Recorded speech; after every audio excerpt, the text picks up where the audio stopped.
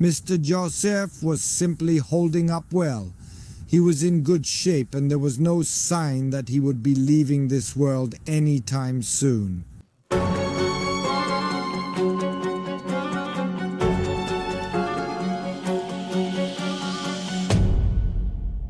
Hello, welcome to another episode of Criminality Patrol. This is a story that happened this year and very recently on February 2nd. It was a Sunday that day because it all started when one of the national television stations called me asking for a comment on a story that happened early in the morning. As it turned out, that Sunday around 6:30 a.m., an elderly man was found on the beach. It turned out that this man had been killed. It looked like it was some kind of brutal attack. At first I thought that maybe it was a situation involving someone who crossed this man's path, some aggressor, that maybe this man was just walking peacefully, an older gentleman, and then some thug or frustrated person appeared and attacked him. But there was also information that the older gentleman probably died from a blow inflicted with some kind of blunt-edged tool. Well, that was already a bit strange. The fact that someone dies from a knife, well, I would say unfortunately we've sometimes gotten used to that. But this kind of tool in someone's hands early in the morning, well, it looked like it could be a completely different story. In fact, that's what I said in that comment, that it's not out of the question that this older gentleman didn't just randomly run into someone early in the morning, but that the person who killed him was waiting for him and it was a planned murder. I invite you to watch the next episode. Welcome to our new supporters, Kamila WPR Adam Budzył and Katarzyna Gębiec. We warmly greet our regular patrons. They support us at the highest levels. Warm regards to Monika, Anna Maria K, RK, Kinga Struska, Wira, Dorota Kowalówka, Jarosław Jarociński, Dawid Grobecki and Bartosz Dzięciak. Thank you. To support us, click the link in the video description. The police quickly determined the identity of the deceased man. It turned out to be Mr. Joseph, 78 years old, a very calm man. The neighbors said he was calm, nice and polite. They were surprised that someone killed him, especially since Mr. Joseph was found, or rather his body was found, just about 200 meters from his apartment. He was a widower. His wife had died about a year and a half earlier, but since around August of last year, his granddaughter and her husband had moved into his tiny apartment, and with a 3-year-old little boy, her son, or their son, and they lived together like that. The apartment was small, probably cramped for so many people, especially since there was a small child. However, there is a small garden next to that tenement house. A small garden, a small apartment, but that garden is really something, because from there you can simply see the sea. The sea is 250 meters away. So people travel hundreds or thousands of kilometers to have a view like that, and Mr. Joseph had that view just by stepping out of his apartment. It was also known that he went to church. He went to St. Antoni's Church nearby, and that he usually went at the same time on Sundays. It was morning. There was a mass. He left the house as usual. But why did someone kill him? Well, of course, they started considering different possibilities. The first witness also appeared. It seemed that he was with someone, maybe not exactly struggling, although that word was used, but it looked like there was a young man with him who attacked him. So that confirmed the version of a random encounter, and that Mr. Joseph was attacked by some frustrated person.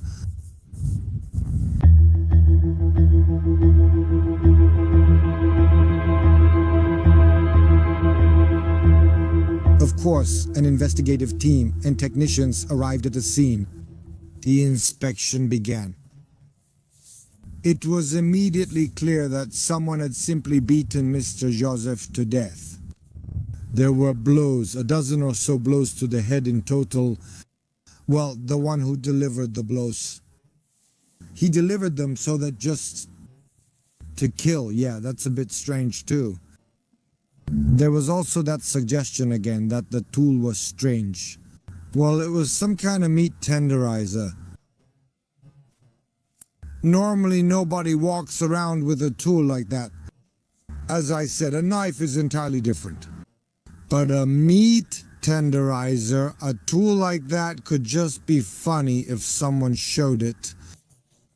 It's more like a kind of embarrassment in company, even though it's a deadly tool.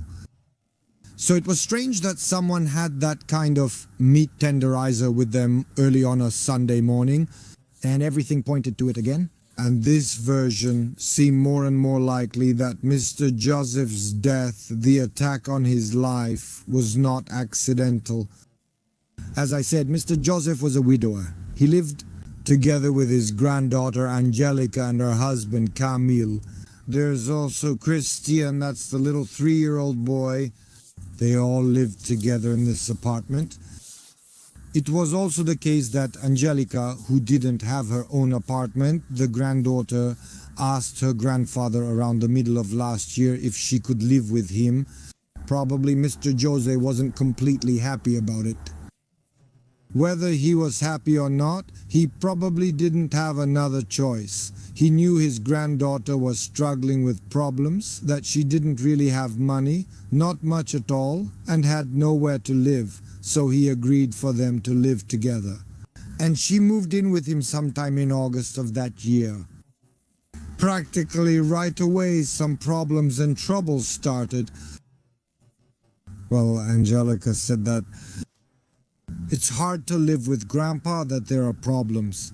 Well, she probably forgot that she moved in with him, not the other way around. Also, because both of them honestly were working, earning something, but they decided that this place, especially the little garden next to the tenement house, was a great location. They thought that they could open a kebab place there. Or maybe a fried food stand, 250 meters from the sea. There would definitely be a lot of people willing to come and eat something. Yeah, that's a gold mine. And that's probably what they were thinking and dreaming about. They even talked about it. However, well, the garden was also, I would say, kind of the meaning of life for Mr. Joseph. He used to spend a lot of time in that garden, growing chrysanthemums there. Well, certainly selling that garden or even giving it away, using it for another purpose, was rather impossible. And Mr. Joseph would simply never have agreed to that.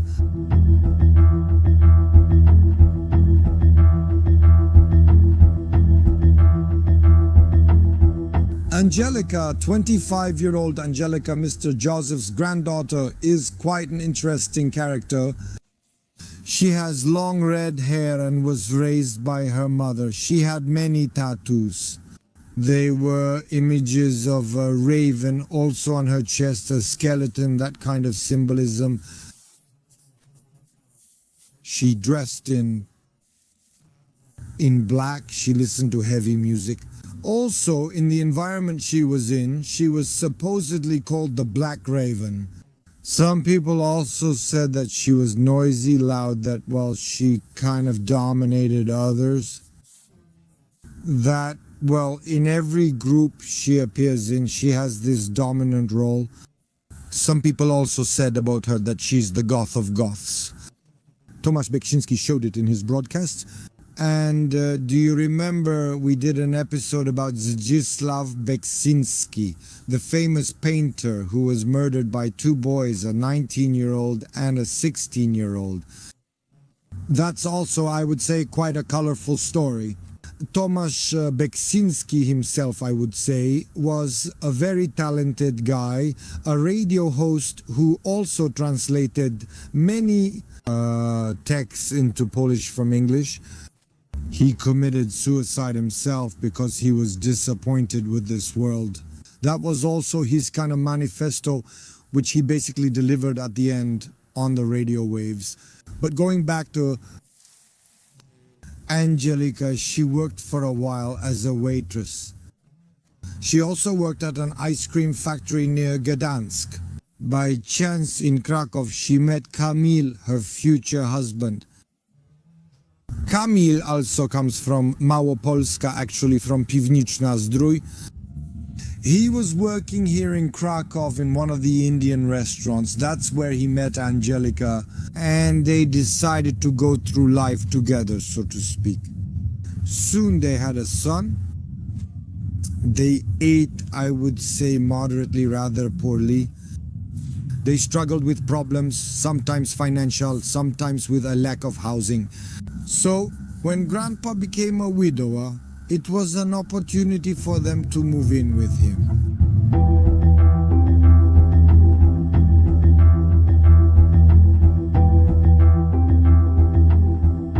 Kamil, just like Angelika, thought that the little garden near the sea would actually be a great place. He supported the idea of possibly having an ice cream stand there. Nevertheless, he also agreed that it would be a great business. The autopsy of Mr. Joseph himself began the very next day, on Monday, around 11 o'clock. The doctor performing the autopsy. He confirmed that he was killed with this kind of tool, so some kind of meat tenderizer, and that at least 15 blows were dealt. All the blows were aimed either at the head or at the face. So at the moment when Mr. Yusuf was already lying down, the attacker kept delivering blows. There were also injuries on his hands, which means that when the elderly man received the first blows, he still tried to shield himself, but the attacker kept hitting, breaking through his arms. Police officers, well, of course, in situations like this, they always do what I would say is, in some way, the easiest thing. And the easiest thing is to collect surveillance footage from the area. It turned out that such surveillance footage exists. The surveillance footage that was on the property was especially useful. This is a former hotel that's being renovated. They collected the surveillance footage and started playing it back. And almost immediately they realized that the attacker, the thug, was simply waiting for the elderly man.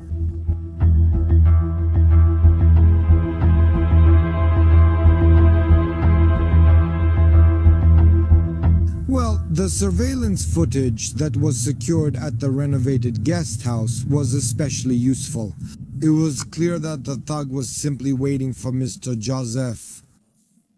When he entered a short alley, which leads directly to the sea, an alley called Młodzieży Polskiej, the thug ran up from behind and started attacking. Blows. As you know, there were at least a dozen of those blows. Then he ran away. Who was that man? Well, the police didn't know that yet at the time. A young man, slim. But they were already suspecting that probably the killers or the organizers of Mr. Joseph's murder should be looked for in his district. So they also collected the cabbage whites from the people who lived with him, meaning simply from Angelika and Kamil. And indeed, their phones were unusually active that morning. What's more, they also collected the text messages and traced those messages. There was also another phone call, at that moment unknown, but as they suspected, it was probably a call to the person who directly killed the elder. The police officers concluded that these were already concrete pieces of evidence, and Angelika and Kamil were the first to be detained.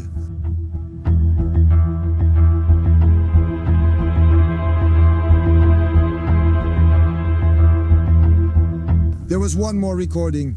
In that recording, you could see another man who was near the scene of the murder. No, he was just wandering around looking out. It looked like he was just keeping watch. When they zoomed in on his face, well, the police officers already knew that face. That's the face of Kamil, Angelika's husband. So it seemed that at least these two, the unknown man until now and Kamil, had planned and carried out this murder. The interrogations also began. Well, it turned out pretty quickly who the other man was. It was just 19-year-old David. Gradually, through these interrogations, the entire murder scenario was revealed. It really was just as they suspected. So the flashpoint was that apartment, it was the garden. Angelika and Kamil decided that, well, they would somehow set up a profitable business there. As they said, there were problems with the grandfather. The grandfather would simply never agree to that. So the prospect of that business was simply slipping away from them. All the more so because Mr. Joseph was simply holding on strong. He was in good shape and there was no sign that he would be leaving this world anytime soon. So, well, they were aware that it wouldn't happen so soon, that they wouldn't see his death anytime soon. There is no other way. Grandpa has to disappear in another way, and that's when they planned the murder. They worked out various scenarios and versions very thoroughly. They took into account, well, everything possible. They also came to the conclusion that they couldn't kill themselves, that they had to hire someone, some kind of hitman. Angelika had a colleague at work, just this 19-year-old David. She persuaded him to take part in the murder. This 19-year-old agreed to it. Apparently she promised him love. Apparently, was it really like that? We don't know that for sure. Maybe it was. That as well. And maybe even a share in the future business, like running a kebab place or an ice cream stand. David agrees. He said he'll carry out the sentence. He planned it all. The murder was supposed to happen a week earlier.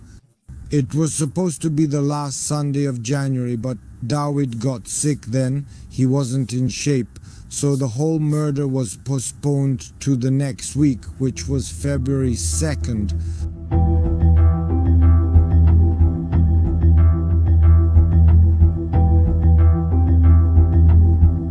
David confessed to everything after being arrested. He actually said that he took a meat tenderizer, that he lay in wait near the house where Mr. Joseph lived, and that Kamil was with him, standing watch. In case someone showed up, he was supposed to warn him, and that he delivered those blows. He also said that after the murder, he changed his clothes. He threw away the clothes that were covered in blood. He also threw the meat tenderizer into the sea. I don't think they ever found the meat tenderizer. Angelika herself also talked a lot. We can't really talk about all of this either because the investigation is still ongoing, so we can't reveal certain things. Nevertheless, she did talk about the relationship connecting her with David. Kamil himself doesn't admit it. At least at that time, he didn't admit to the murder. He said that the fact he was standing there at that place was just a coincidence because he had left the house. Nevertheless, everything that is currently known clearly indicates that all of this was mainly planned by Angelika, the granddaughter. That she enlisted both her husband and that co-worker to help her. That, as it were, the burden of everything that happened rests on her. Even though the prosecutor himself said that everyone has blood on their hands, and that's obviously true. At the moment, the proceedings are ongoing. They all face life imprisonment, although their roles in the murder were different.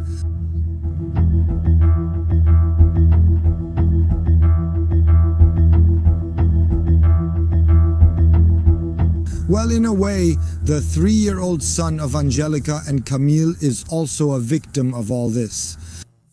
The little boy is now cared for by his grandmother, Angelika's mother. She might also become his foster family, definitely. Maybe not for his whole life. Although the parents are facing life imprisonment, for sure he won't see his parents for many years. The victim is Mr. Joseph. A man almost 80 years old who came to Gdansk many years ago. He lived there for several decades. He worked as a carpenter. He thought he would probably live out his years in that apartment. As I said, the proceedings are ongoing. This isn't the first story that's, I would say, of a family nature either. Where family, the closest ones, threaten other family members. Right now there's also such a case ongoing in Klenica, that's near Zielona Gora, where a son and grandson killed their mother and grandmother. I would say just 66-year-old Ms. Danuta. After the murder, they cemented her in and hid her. They wanted to hide the body that way, and they killed her because the mother and grandmother had signed over the house she owned to them, and they just wanted to be the sole owners of that house. It was similar in Angelika's case. She wanted to have the house and the garden that belonged to her grandfather. I would say there are two conclusions from all of this. How easily they decided to kill a family member without any reflection. It's simply a kind of object and a means to achieve the goal of starting a business. That's one thing. And secondly, I would say despite the planning, there's a certain childishness to all of this. A crime that it was basically shown right away, without really any thought put into it, without any reflection on the details of how it was done. Just like that. We'll kill Grandpa, we'll do it this way, and no one will catch us. Well, that's naive, I would say primitive thinking.